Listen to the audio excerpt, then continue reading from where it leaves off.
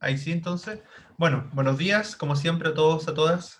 Los felicito, bueno, por su constancia, ¿cierto? Sé, como les decía, que es difícil ahora, a fin de año, ser constante con la asistencia, pero así que eso, de hecho, habla muy bien de ustedes, ¿ya? Así que mucho ánimo, quedan 2 semanas de clase, ¿ya? Y que, como les decía el otro día, nos vamos a dedicar exclusivamente a revisar comprensión lectora de distintos tipos de textos, textos, por ejemplo, narrativos, como cuentos, fragmentos de géneros narrativos, un poco de textos dramáticos, un poco de textos de poesía, ¿cierto? Textos expositivos, como mucho de lo que vimos este año, texto argumentativo, ya vamos a ir viendo distintos tipos de textos, textos de los medios de comunicación, con el fin de que ustedes vayan ejercitando comprensión lectora.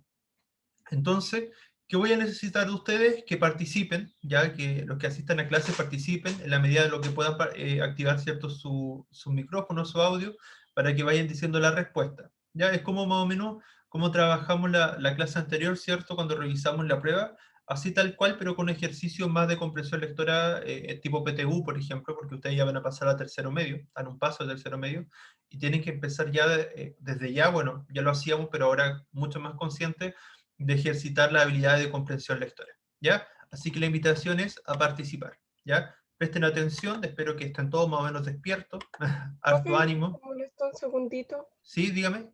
Creo que no me nombró en la asistencia. A ver, ¿su apellido cuál era? Sí, Jimmy. Vanessa, no, Vanessa sí la dejé presente. Es que no la nombré porque Ah, sabía que estaba ok. presente, así que no se preocupe. Sí, Ya, no, ok. no hay problema.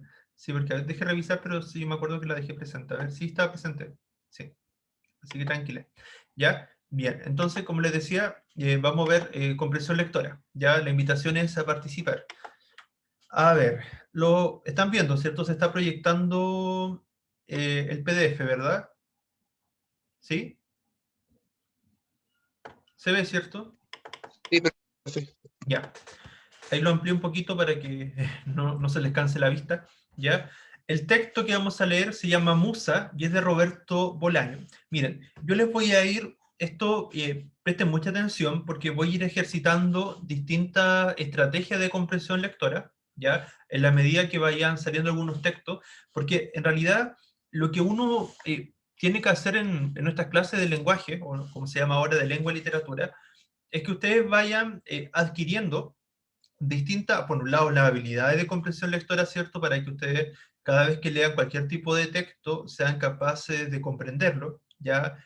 No solamente para una prueba, sino para la vida en general, ¿cierto? Porque uno, como vivimos en sociedades letradas, alfabetizadas, ¿cierto? Constantemente tenemos que recurrir a la lectura. Y ustedes saben, no sé si han leído alguna vez o han escuchado noticias, que, por ejemplo, en Chile se lee muy poco, y además la gente claro, lee, se llama lo como se llaman ahora analfabetos funcionales porque la gente sabe leer y escribir, pero el problema es que muchas veces no comprenden, o la gente en general no comprende lo que lee.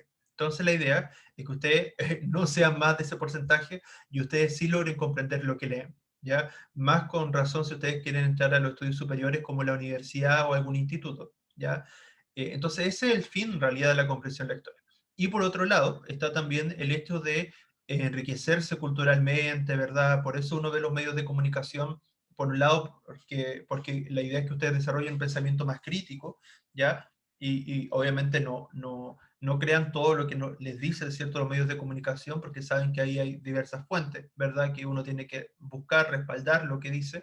Y por otro lado, con la idea de ser ciudadanos conscientes, o sea, más allá después cuando ustedes salgan del colegio, de ser conscientes de que los medios de comunicación tienen distintos objetivos, tienen distintos fines, ¿cierto? Ustedes saben informar, generar opinión, etcétera.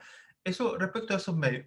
Por otra parte, respecto a los textos literarios, por ejemplo, ya sean de género narrativo, lírico, dramático, lo que uno busca es que ustedes sean capaces de interpretar esos textos. Y resulta que cada tipo de texto tiene distintas estrategias de lectura. ¿Ya? Nosotros no leemos de igual manera un cuento, así como tampoco, por mucho que sea una novela, por ejemplo, y pertenezca al género narrativo, tampoco la leemos igual que el cuento, que un microcuento, o que una leyenda, o un mito, etc.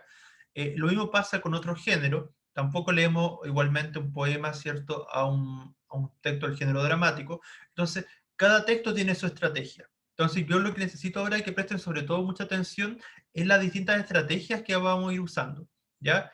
La primera que quiero que comentemos, que la hacemos mucho en clase, que si ustedes se han dado cuenta, que es, por ejemplo, yo les pregunto cada vez que tenemos el título, a partir del título, ¿de qué tratará el texto?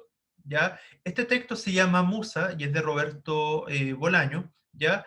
Y la idea es que ustedes, bueno, no sé si, bueno, como ya se lo estoy proyectando, a lo mejor ya lo leyeron, pero, ¿cierto? El texto habla de la musa. Entonces, uno debería pensar, estas son preguntas antes de la lectura, antes de leer el texto, ¿qué sé sobre el título o qué me dice el título? Es decir, hacer una hipótesis de lectura, ¿ya? O empezar a relacionar ideas o conceptos. Cuando ustedes escuchan la palabra musa, ¿con qué la relacionan? ¿Con qué relacionan la palabra musa? ¿Qué es una musa? ¿A qué les suena? ¿La han escuchado antes? Algo que te inspira, una persona que te inspira. Exacto, la inspiración. Que la inspiración puede ser, como dice la compañera, una persona, puede ser un objeto, puede ser una situación, ¿ya? ¿Alguien más la relaciona con algo más, esta idea de la musa? ¿Quiénes se inspiran con las musas, supuestamente? Por lo general. ¿Quiénes son? ¿A cualquier persona le llega la inspiración así como así? O por lo general, ¿quiénes se inspiran? Artistas, Artistas, por ejemplo, pintores, literatos, músicos. músicos, ¿cierto? Exacto. Ya, cualquier rama de las artes, ¿verdad? Uno tiende a relacionarlo con la inspiración. Y la inspiración, ¿cierto? En el fondo, eh, es claro, es aquello que te mueve, ya es aquello que en el fondo te permite desarrollarte creativamente. Entonces se relaciona mucho con la creatividad. Y también, si nos vamos al origen de la palabra musa, ustedes saben, si no me equivoco, en la tradición griega eran 9 las musas, ¿cierto? Me parece que eran 9, si no me equivoco. Ya habría que revisar ese dato, pero las musas tenían su lugar, ¿cierto? Dentro de la tradición griega. Ya de ahí vienen adelante los poetas griegos, por ejemplo, los poetas no eran poetas como entendemos ahora, sino todo aquel que creaba era un poeta, porque la palabra poeta viene de la palabra poiesis, creación, ya, creación de distintos tipos de textos, ya, por ejemplo. Ya, entonces, de ahí viene la inspiración de las musas, ¿ya? Desde la mitología, pero como dicen ustedes, es la inspiración, ¿ya? Veamos si vamos bien o no con esta interpretación. Era más hermosa que el sol y yo aún no tenía 16 años. ¿En qué persona está hablando allí? ¿En primera, segunda o tercera persona? Era más hermosa que el sol y yo aún no tenía 16 años.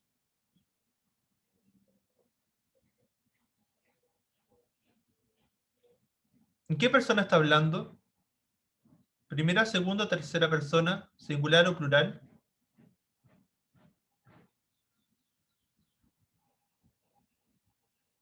A ver, ¿cuáles son los pronombres personales? El yo, el tú, ¿cierto? El él, el nosotros, bueno, el ustedes o vosotros, y ellos, ¿cierto? Y los tres primeros eran singular y plural. Y acá, ¿en qué persona se habla? ¿Primera, segunda o tercera persona?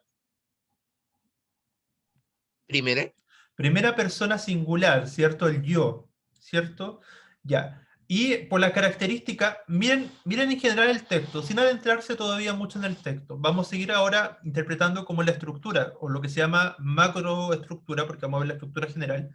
¿Ya? Es un texto narrativo, lírico, dramático, expositivo o argumentativo, por las características generales que ven ustedes. ¿Qué tipo de texto es?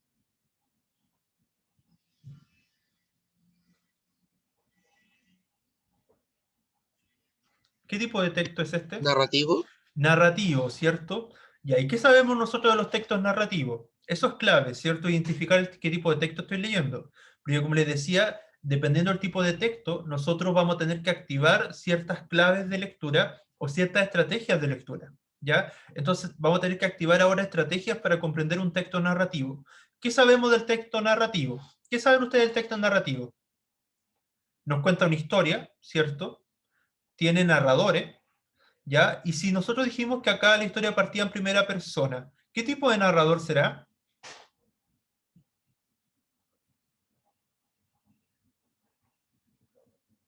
¿Cómo se llama el narrador en primera persona?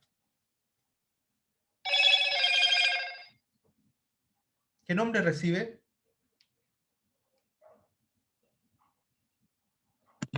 Narrador protagonista. Protagonista. Muy bien, gracias Renzo. Nuevamente me está participando solo Renzo casi. ¿Y los demás? No se acuerdan, están durmiendo. La compañera de delante igual participó, así que súper bien. Pero ¿y los demás? Sí, con la idea es que ustedes todos participen. Ya sé que estamos en fin de año, ¿ya? Pero de todas maneras, todo esto les va a servir bastante, ¿ya? Así que para que empiecen a participar, ¿ya? Sí, efectivamente el narrador protagonista, porque es primera persona, ¿ya? Y ¿de qué creen que va a tratar? Porque ya tenemos, a ver, les voy a leer el primer párrafo y vamos a ir comentando de qué podrá pasar acá. Dice, era más hermosa que el sol y yo aún no tenía 16 años. Más o menos la edad de ustedes, ¿cierto? Tenía este protagonista. 24 han pasado y sigue a mi lado. Han pasado 24, entonces más o menos ahora debe tener, por lo menos cuando escribió este texto, unos 39 o 40 años, ¿cierto? A veces la veo caminar sobre las montañas, es el ángel guardián de nuestras plegarias. ¿Ya?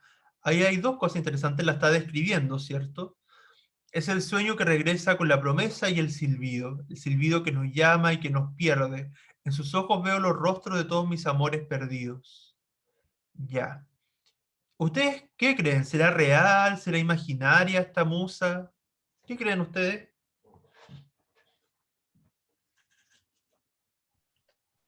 Creo que, o sea, claro, le inspira, pero algunas cosas las exagera o modifica. Ya. Ajá, sí, así es. Muy bien, buena interpretación. ¿Y será, qué creen? ¿Será más real o más imaginaria? Imaginaria. Ya, Renzo dice que imaginaria. Veamos, vayamos comprobando. ¿Cómo? Es que como no estoy viendo el chat porque estoy viendo solamente el texto. ¿Quién fue la niña que estaba participando? ¿Fernanda o Vanessa? ¿Quién? ¿Fernanda o no? ¿Estaba participando? Yo, Vanessa. Ah, Vanessa, ya, ok, para saber, para acordarme de las voces igual, porque como no estoy viendo el chat, muchas gracias. Ya. Entonces, dice, Musa, protégeme. Le digo en los días terribles de la aventura incesante. Ya, acá tenemos que le da una valoración positiva, ¿cierto? La Musa. Ya la valora porque lo está protegiendo. Ya, nunca te separes de mí. Cuida mis pasos y los pasos de mi hijo Lautaro. Ya, ahí tenemos otro elemento, menciona otro personaje acá, ¿cierto? Lautaro, ya el hijo del protagonista. Déjame sentir la punta de tus dedos otra vez sobre mi espalda, empujándome cuando todo está oscuro, cuando todo esté perdido. Déjame oír nuevamente el silbido. Entonces, esta musa, ¿verdad? Lo que hace es acompañarlo y estar con él en los momentos más difíciles de su vida. Entonces ha sido como un pilar para él, ¿cierto? Soy tu fiel amante, aunque a veces el sueño me separe de ti. Ya, acá hay otro elemento y que como que va corroborando un poco lo que decía Renzo, de que más bien imaginaria, porque el sueño, o sea, al estar soñando, desaparece esta musa. También tú eres la reina de los sueños, pero después se contradice, dice que además aparece también de los sueños. Mi amistad la tienes cada día y algún día tu amistad me recogerá del erial del olvido. Ya, ahí hay otro tema importante, y después vamos a ver que se relaciona con esta idea de ser escritor. Pues aunque tú vengas cuando yo vaya, en el fondo somos amigos inseparables. Musa, a donde quiera que yo vaya, tú vas. Ya, ahí hay otra marca del texto importante. Te vi en los hospitales y en la fila de los presos políticos. Te vi en los ojos terribles de Edna Lieberman y en los callejones de los pistoleros. Y siempre me protegiste en la derrota y en la rayadura. Acá hay como una suerte de omnipresencia de la musa que está en todas partes donde esté el protagonista. Por lo tanto, eso nos hace pensar que no es una persona, sino lo más probable es que sea algo imaginario, entre comillas. En las relaciones enfermizas y en la crueldad siempre estuviste conmigo. Sigue con esta idea de connotación positiva que lo acompaña en los momentos de dolor. Y aunque pasen los años y el Roberto Bolaño de la Alameda a la librería de cristal se transforme, se paralice, se haga más tonto y más viejo, tú permanecerás igual de hermosa, más que el sol y que las estrellas. Acá hay una clave importante. No es tan común que el protagonista coincida con el autor, entonces acá hay rasgos autobiográficos, ¿cierto? Porque Roberto Bolaño, el autor de este texto, y él está hablando de sí mismo en esta historia, entonces está hablando de la musa que lo llegó a él. Y Roberto Bolaño es escritor, entonces coincide con la hipótesis que teníamos al principio de que la musa inspira a los artistas, ¿cierto? ¿Ya? Y es esta inspiración. Y efectivamente, acá de lo que se está hablando era de la inspiración. La musa representa la inspiración creativa para Roberto Bolaño. Musa, a donde quiera que tú vayas, yo voy, sigo tu estela radiante a través de la larga noche, sin importarme los años o la enfermedad, sin importarme el dolor o el esfuerzo que he de hacer para seguirte, porque contigo puedo atravesar los grandes espacios desolados y siempre encontraré la puerta que me devuelva a la quimera, al ideal, ¿cierto? A la utopía, porque tú estás conmigo, musa, más hermosa que el sol y más hermosa que las estrellas. No sé si le gustó o no este texto, a mí me gustó bastante, no sé si a ustedes. Sí, profe, Ya, está lindo. pero miren acá, nosotros dijimos que era un texto narrativo, ¿cierto? Pero acá el texto lo pone como un poema. Yo no diría que es específicamente un poema, yo diría que es prosa poética. Ya la dificultad de la prosa poética es que es difícil de clasificar. La prosa poética es un híbrido, así como pasaba con la crónica, es una mezcla entre narrativa y lírica. Ya dependiendo de qué aspecto analicemos de ella, es que puede ser considerada lírica o narrativa. ¿Ya? Lo vamos a dejar ahora como género mixto, ¿ya? Entonces acá, más que poema, como aparece en esta pregunta, es prosa poética. ¿Por qué prosa? Porque la prosa está escrita a lo largo, así como, como se escribe una historia, ¿ya? Y por otro lado, ¿cierto? Tiene rasgos poéticos, por ejemplo, como las distintas metáforas que se ocupan en esta, para referirse a la musa, ¿cierto? En este texto, ¿ya? Entonces, digamos que es prosa poética. Entonces, ¿cómo están dispuestos los argumentos en esta prosa poética? De manera progresiva, tornándose retórico al describir las cualidades de la musa, de forma métrica. ¿Hay métrica acá? ¿Hay verso? ¿Está escrito en verso esto? ¿Estaba escrito en verso? No. No, ¿cierto? ¿Vieron presencia de rima? O sea, así como una costumbre, rima sonante, consonante. No. No específicamente, ¿cierto? Quizá en algunos puntos puede que sí suene cierta tonalidad, pero sí se daba la A, ¿cierto? De manera progresiva, tornándose retórico al describir las cualidades de su musa. El lenguaje poético acá predomina cuando el narrador o el hablante, si se quiere, porque como un género mixto, está acá hablando, ¿cierto?, de la inspiración, está hablando de la musa. Entonces ahí ocupa el lenguaje más metafórico y cada vez va ocupando más metáforas a lo largo que avanza el texto. Entonces, la más adecuada era la A, ¿ya? Esa era la más adecuada, ¿ya? Bien. Eso respecto a ese texto. Ahora, ya, hay un contenido que no sé, como no tuvieron conmigo en primero medio, ya, que tiene que ver con todo lo que era el lenguaje verbal, no verbal y paraverbal. No sé si ustedes se acuerdan de esos contenidos. Más o menos se ve como en primero medio, a lo mejor también lo vieron en octavo. ¿Se acuerdan o no del lenguaje verbal, paraverbal y no verbal? ¿Se acuerdan de eso? Yo no. No se acuerdan. Ya, el lenguaje verbal, esto bueno, nos va a servir para ir recordando varias cosas, ya, estos ejercicios. Igual es bueno hacerlo así porque uno va aplicando lo que sabe, ya. El lenguaje verbal es todo aquello que te comunica algo, por lo general es a través del lenguaje. Sin embargo, ahora vamos a analizar una imagen, ya, y las imágenes también uno las puede verbalizar en la medida que lo que verbaliza, que lo que dice, ya lo está asociando a una interpretación de algo, ya. Ahí igual sería lingüístico o del cierto, sí, verbal, ¿ya? Lo paraverbal es todo aquello que acompaña, ¿cierto?, a un texto, por ejemplo, en este caso podría ser la entonación, signos de exclamaciones, por ejemplo, o alguna, por ejemplo, si hubiera un texto acá, no sé, que hubiera alguna expresión de eso, y lo no verbal es aquello que más bien son representaciones de lugares, imágenes, paisajes, ¿verdad? Los movimientos, qué sé yo, eso sería lo no verbal, ¿ya? Igual estas clasificaciones son como para estudiarlas, pero no son tan así como tan estrictas como nos hacen creer, ya como se enseñan en el colegio, ya porque a veces entre lo verbal y perdón, entre lo no verbal y lo paraverbal, a veces la línea es muy delgada, lo mismo como vimos recién con la prosa poética, que a veces por clasificación hay que ver si es poesía o narrativa, pero en realidad son cosas que a veces difíciles de clasificar, ya no es tan simple, pero lo vamos a ir viendo. Ya dice, identifique la imagen de la cabaña, ¿cierto? Vemos una cabaña ahí, ¿verdad? Que está nevando, ¿cierto? Probablemente, y si se fijan ahí está como de Navidad, porque están como, deben estar como del hemisferio norte. Ustedes saben que del hemisferio norte está nevando, ¿cierto? En Navidad, ¿verdad? Entonces ya más o menos ahí tenemos esta idea de la chimenea, ya tenemos esa idea. ¿Ya?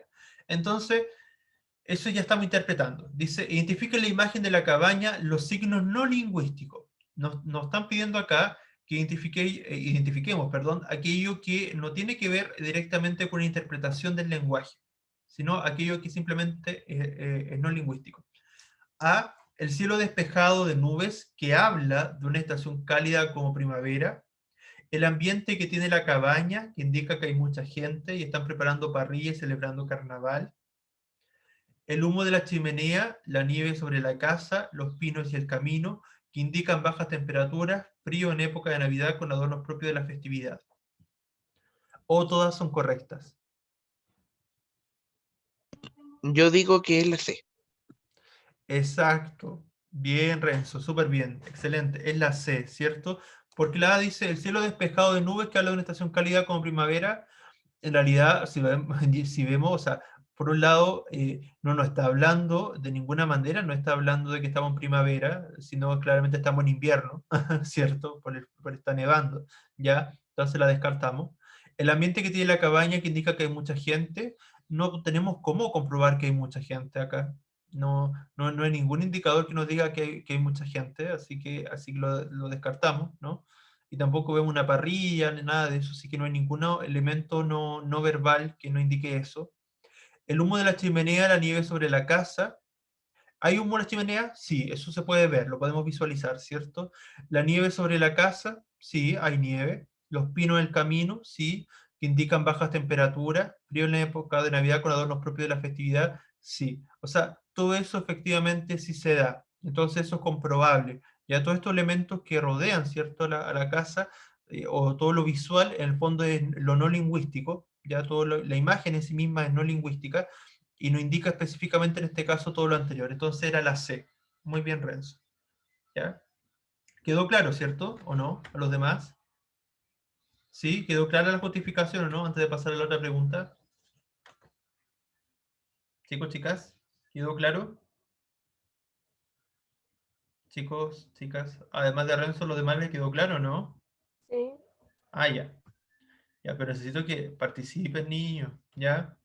Bien, ahora vamos a ver un fragmento de Don Quijote, ya, ¿cierto? Del ingenioso Hidalgo Don Quijote de la Mancha, ya, de Miguel de Cervantes, ¿cierto? Dice los adjetivos del hombre virtuoso, ya, dice, ese cuerpo, señores, que con piadosos ojos estáis mirando, fue depositario de un alma en quien el cielo puso infinita parte de sus riquezas. Ese es el cuerpo de Grisóstomo, que fue único en el ingenio, solo en la cortesía, extremo en la gentileza, fénix en la amistad, magnífico sin tasa, grave sin presunción, alegre sin bajeza, y finalmente primero en todo lo que es ser bueno, y sin segundo en todo lo que fue ser desdichado. Quiso bien, fue aborrecido, adoró, fue desdeñado, ¿cierto? Fue despreciado, rogó una fiera, importunó un mármol, corrió tras el viento, dio voces a la soledad, sirvió a la ingratitud de quien alcanzó por premio ser despojos de la muerte en la mitad de la carrera de su vida, o sea, que murió más o menos joven, ya eso se dice o se refiere al final, ya. La pregunta es, de acuerdo al fragmento de Don Quijote de la Mancha, ¿cuáles son los elementos paralingüísticos presentes? Lo paralingüístico, acuérdense que es todo aquello que acompaña al lenguaje hablado, ¿ya? Dice, ese cuerpo, señores, que son piadosos, que con piadosos ojos estáis mirando, solo la cortesía, extremo la gentileza, fénix en la amistad, magnífico sin tasa, grave sin presunción, piadosos ojos, alegre sin bajeza, corrió tras el viento, dio voces a la soledad, sirvió a la ingratitud. O todas son correctas. ¿Cuál será allí? ¿Todas son correctas? Bien, súper bien, Renzo, excelente. Muy bien. Exacto, ¿ya? ¿Por qué? Porque en realidad ese cuerpo, señores, que ya dice que con piadosos ojos está mirando, porque está aludiendo a la mirada, por lo tanto, eso es símbolo, perdón, de lo paralingüístico. Solo la cortesía, bueno, la cortesía, la gentileza son modales, por lo tanto, también tiene que ver con el movimiento corporal que uno hace, ¿verdad? Manifiesta eso, entonces eso también acompaña al lenguaje hablado. Los ojos piadosos, la alegría, ¿cierto? Etcétera, etcétera. Ya todo eso tiene que ver también con lo paralingüístico. Entonces, todas son correctas. ¿Ya? Voy acá igual a leer la justificación, dice, los signos paralingüísticos, es decir, que acompañan al lenguaje, considerados el principal conducto para la comunicación emocional, o sea, porque finalmente si nosotros simplemente habláramos y no entonáramos, no expresáramos o no hiciéramos gestos, por ejemplo, sería muy monótona la comunicación. Entonces, todo lo paralingüístico lo que hace es contribuir a una comunicación más efectiva, una comunicación donde hay más presencia de lo emocional. Entonces, por eso es súper importante lo paralingüístico. ¿Ya? En este caso, símbolo de eso es el llanto, el sollozo, la risa, el suspiro, el grito, la tos, el carraspeo, el bostezo, etc. Representan ciertos signos del lenguaje más emocional o paralingüístico. ¿Ya? Se trata de signos sonoros o diferenciadores paralingüísticos que se emiten consciente o inconscientemente. Hay gente que a veces por ejemplo, cuando uno se enoja, dice, ah, se enoja, ¿cierto? Y exclama, y qué sé yo. ¿Ya? De igual manera son aquellos elementos no lingüísticos como la risa, el llanto, los gestos, las mímicas, ¿verdad? O sea, todo lo que es como kinestésico, los movimientos, ¿ya? Que forman parte de la comunicación y acompañan el mensaje verbal presencial. Los textos escritos también emplean los elementos paralingüísticos para dar énfasis a los mensajes. O sea, cuando uno enfatiza algo, también ocupa cierto hilo paralingüístico. ¿Ya? Bien. Bien, con ese, ahora vamos a leer un texto, ¿cierto?, de Jorge Luis Borges, La muerte y la brújula. Borges es un autor argentino, no sé si lo han leído, espero que lo puedan leer porque él es bien interesante. Tiene libros que a veces, o sea, textos y libros que a veces son un poco difíciles de entender algunas cosas porque Borges fue un autor muy letrado, ya de mucho conocimiento de mundo, y siempre pone a veces nombres poco rebuscados, qué sé yo, pero hay que saber leerlo. ¿Ya? Vamos a leer ahora un texto narrativo, ¿cierto? Vamos a leer un texto, un extracto de un crimen, ¿ya? Vamos a fijarnos acá en esos elementos, ¿ya? Presten atención. La muerte y la brújula, dice, el primer crimen ocurrió en el Hotel Dunor. Ya, nos van a hablar de una serie de crímenes. Nosotros vamos a leer solamente un fragmento. Acá es como la crónica, ¿se acuerdan? Es parecido porque aquí nos van a dar los pormenores, como si fuera una crónica policial casi. Ya nos van a dar los pormenores de cómo fue sucediendo, pero es narrativa, sí. Arribó el día 3 de diciembre el delegado de Podolsk al tercer congreso talmúdico, doctor Marcelo Yarmolinsky. Nunca sabremos si el Hotel Dunor le agradó. Acá ya está hablando del personaje, que no sabemos todavía si es el protagonista o no, pero sabemos que algo le pasó porque dice que nunca sabremos si el Hotel Dunor le agradó. Entonces lo más probable es que él, ¿verdad?, o hacia él, ¿verdad?, le hayan perpetrado un crimen. Lo aceptó con la antigua resignación que le había permitido tolerar 3 años de guerra en los Cárpatos y 3000 años de opresión y de pogroms. Le dieron un dormitorio en el piso R, frente a la suite que, no sin esplendor, ocupaba el tetrarca de Galilea, o sea, como una especie de rey. Yarmolinsky cenó, postergó para el día siguiente el examen de la desconocida ciudad, o sea, no salió a recorrer la ciudad, se quedó en el hotel, ordenó en un placar sus muchos libros y sus muy pocas prendas, y antes de medianoche apagó la luz. Ya. Ahí tenemos que el narrador maneja muchos detalles, o sea, nadie podría haber visto eso, ¿cierto? O sea, solamente quien sabe eso es la persona que lo vivió, o ¿qué tipo de narrador podría saber todos esos detalles, además del protagonista? ¿Testigo Ya, o más pero, información? ya, pero ¿hay algo que nos haga pensar que había un testigo allí? Bueno, hasta ahora podría ser una opción, ¿ah? Podría ser una opción el testigo. ¿Y qué otra opción tenemos? ¿Omnipresente? Claro, el omnisciente, ¿cierto? También Sí, omnisciente. es una posible opción, ¿cierto? Porque sabe muchos detalles. A no ser que haya habido alguien que estuvo ahí, ¿cierto? Sabría eso. ya, pero resulta que esta persona la van a matar, a este doctor. Entonces, la única persona sería quien mató, pero a este doctor, pero en realidad no, él no es el narrador. Entonces, entonces, la otra opción que nos quedaría sería el narrador omnisciente, ya porque sabe todo lo demás. Dice, el 4, a los 11:03 AM, lo llamó por teléfono un redactor de Yiddish Zeitung. El doctor Yarmolinsky no respondió. Yacía no lejos de la puerta que daba al corredor. Una puñalada profunda le había partido el pecho. Un par de horas después, en el mismo cuarto, entre periodistas, fotógrafos y gendarmes, el comisario Trevinarus y Lonrod debatían con serenidad el problema. Ya. Acá tenemos, ¿verdad? Entonces un narrador omnisciente, que sabe los pormenores de todo este crimen, cómo ocurrió, qué no ocurrió, qué pasó, qué no pasó, etcétera, etcétera. ¿Ya? Y tenemos después ahora un diálogo entre estos comisarios, y lo más probable es que si leyéramos el texto completo, el protagonista sea el detective que va resolviendo crímenes, o comisario, que debe ser Lonro, ¿ya? Dice, no hay que buscarle tres pies al gato, decía Treviranus, brandiendo un imperioso cigarro. Todos sabemos que el tetrarca de Galilea posee los mejores zafiros del mundo. Alguien, para robarlos, habrá penetrado aquí por error, pensando que claro, que estaba ese señor y no Yarmolinsky. Yarmolinsky se ha levantado, el ladrón ha tenido que matarlo. ¿Qué le parece? Esa es la explicación que da Treviranus para este crimen. Posible, pero no interesante, respondió Lonro. Ya, este es como un detective, así como los Sherlock Holmes, ¿cierto? Que el sentido de que va resolviendo casos misteriosos, ¿ya? Usted replicará que la realidad no tiene la menor obligación de ser interesante. Yo le replicaré que la realidad puede prescindir de esa obligación, pero no las hipótesis. He aquí un rabino muerto, ¿ya? O sea, aquí sabemos otro dato que aporta Lonrod, que era un judío, ¿verdad? Un rabino, ¿ya? Yo preferiría una explicación puramente rabínica, no los imaginarios percances de un imaginario ladrón. O sea, que él más bien se basa en hechos comprobables, muy científicos, ¿cierto? Lonrod. Treviranus repuso con mal humor. No me interesan las explicaciones rabínicas, me interesa la captura del hombre que apuñaló a este desconocido. No tan desconocido, corrigió Lonrod. Aquí están sus obras completas. O sea, además escribía. Indicó en el placar una fila de altos volúmenes. El comisario los miró con temor, casi con repulsión. Luego se echó a reír. Bueno, obra completa puede referirse a que la escribía o que leía mucho de ese tipo de obras. Soy un pobre cristiano, repuso. Llévese todos esos mamotretos si quiere. No tengo tiempo que perder en supersticiones judías. Quizás este crimen pertenece a la historia de las supersticiones judías, murmuró Lonrod. Nadie le contestó.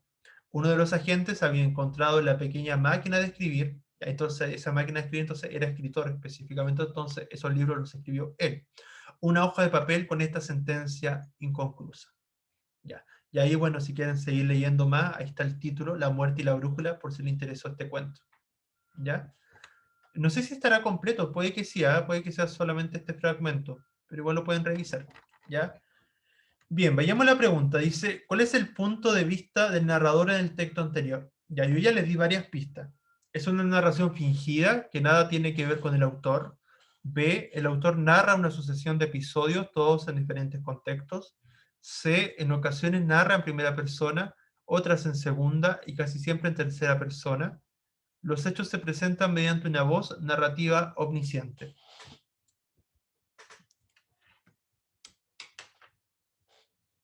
D.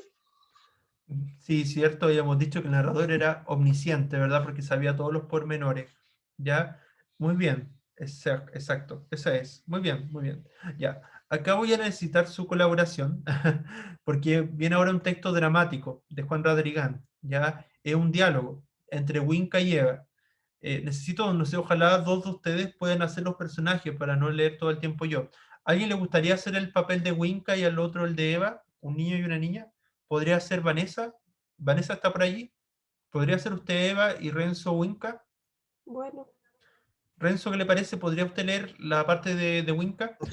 Ya, yo voy a leer, por ejemplo, esto que dice el Winca, cualquier edad. Espera, déjenme ver acá. Ya. Hay un lenguaje acotacional, esas partes las voy a leer yo. ¿Ya?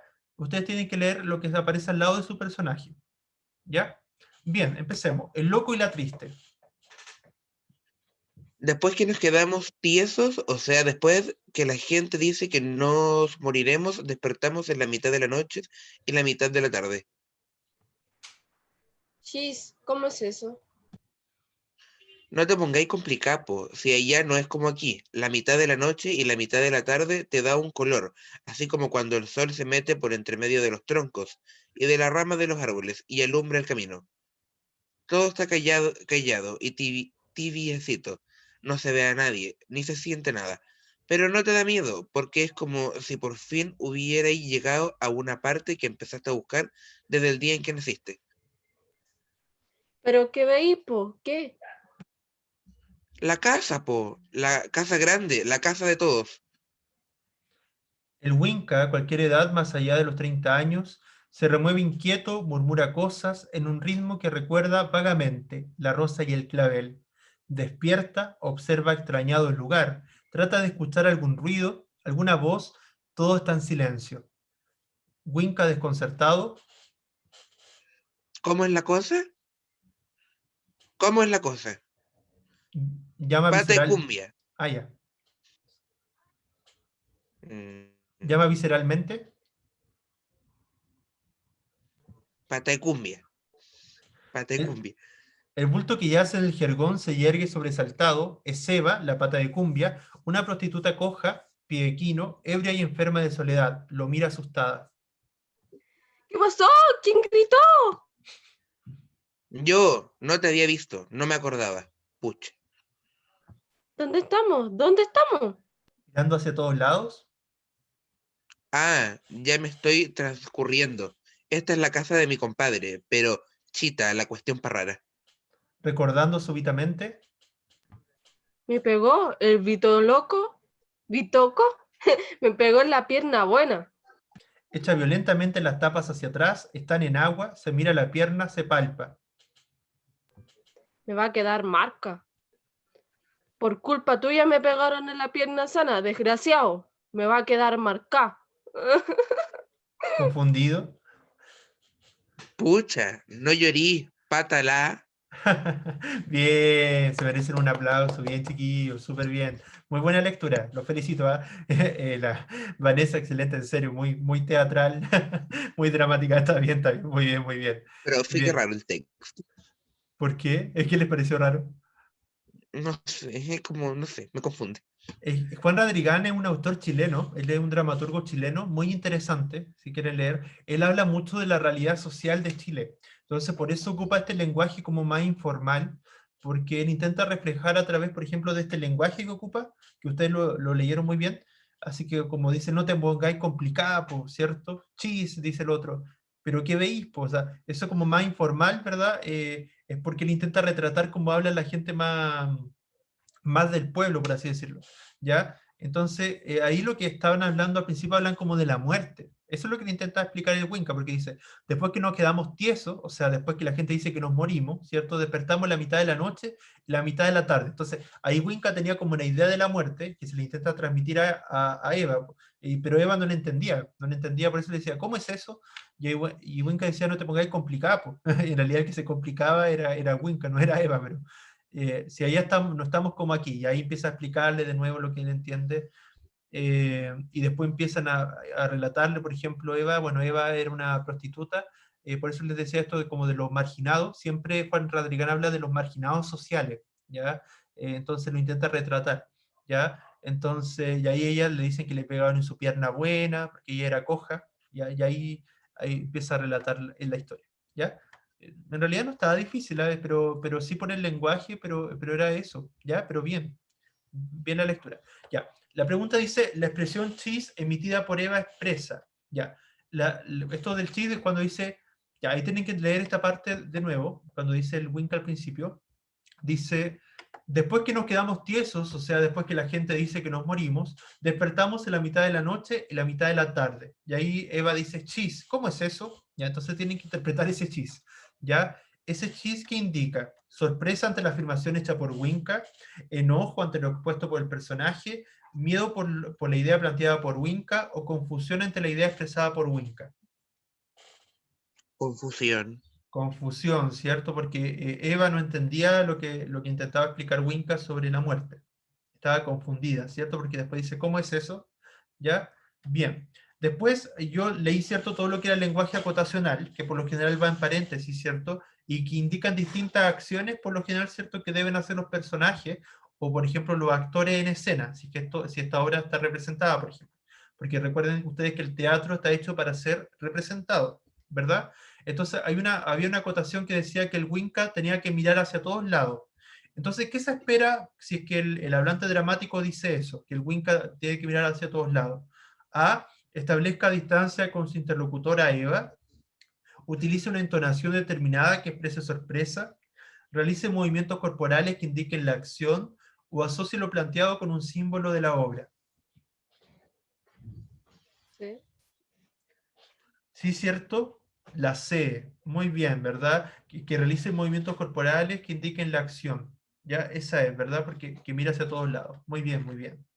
¿Ya? La 7. ¿Ya? Esto es para recordar, no sé si ustedes lo vieron, deberían haberlo visto, me parece el año pasado o años anteriores.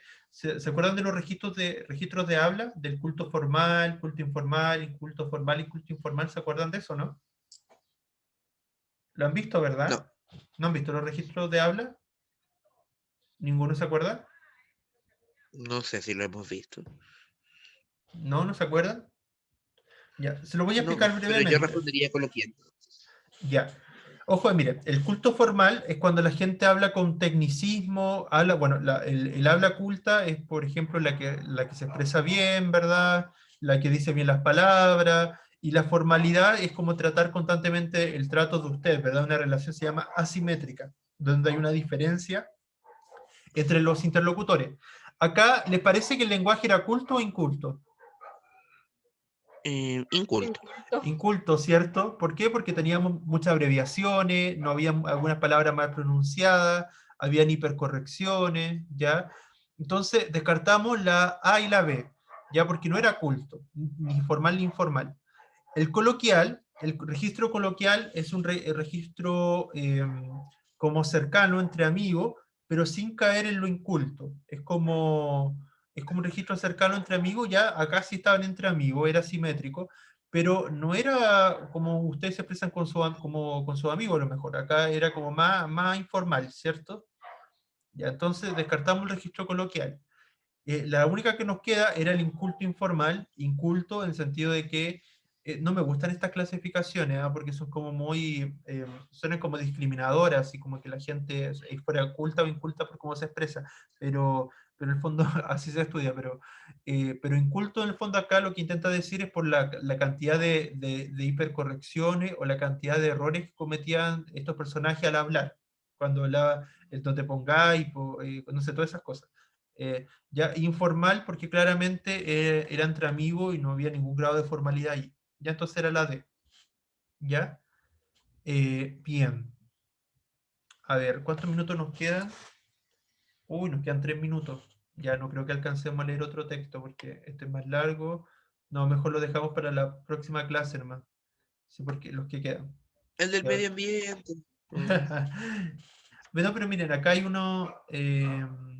una ficha, pero tiene más preguntas, ¿no? A ver, ya, el del medio ambiente, ya a petición de Renzo. Ya con ese terminamos muy bien. Ya, dejen volver. Ya, si igual vamos a ver la próxima clase los que nos quedaron. Ya, lo vamos a alcanzar a leer nomás, ya, porque no creo que alcancemos la pregunta. Ya, el medio ambiente. Hoy en día, la contaminación de nuestro planeta es muy grave y por más que existan campañas de conservación ambiental, no se logra un equilibrio en el cuidado del medio ambiente. Ya, hasta ahora, ¿les parece un texto narrativo, lírico, dramático, expositivo, informativo o argumentativo? Informativo. ¿Están todos de acuerdo?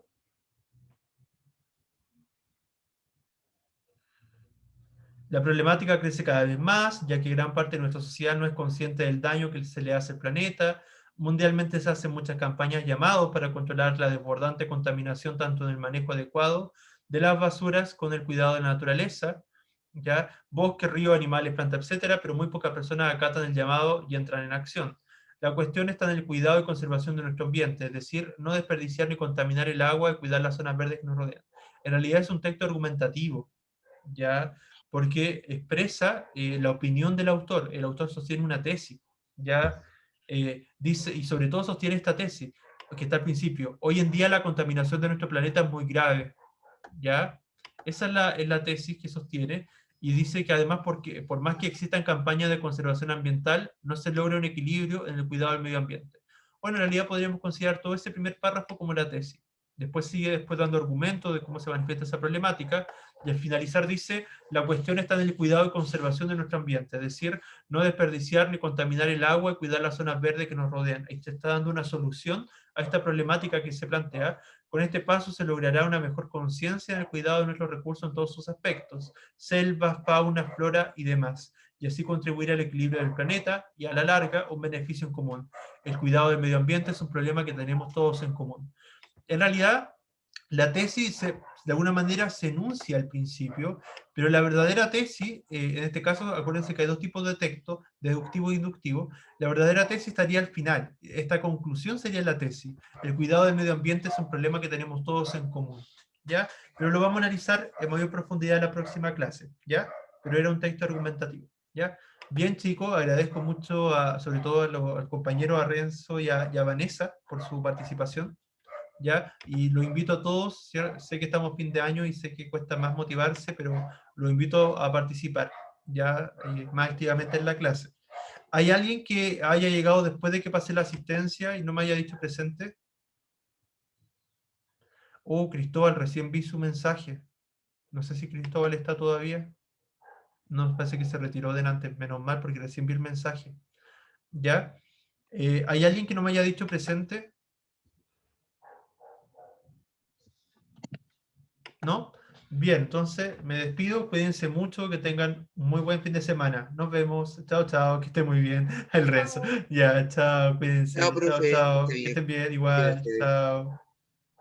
Nos vemos. Chao, cuídense. Que estén muy bien.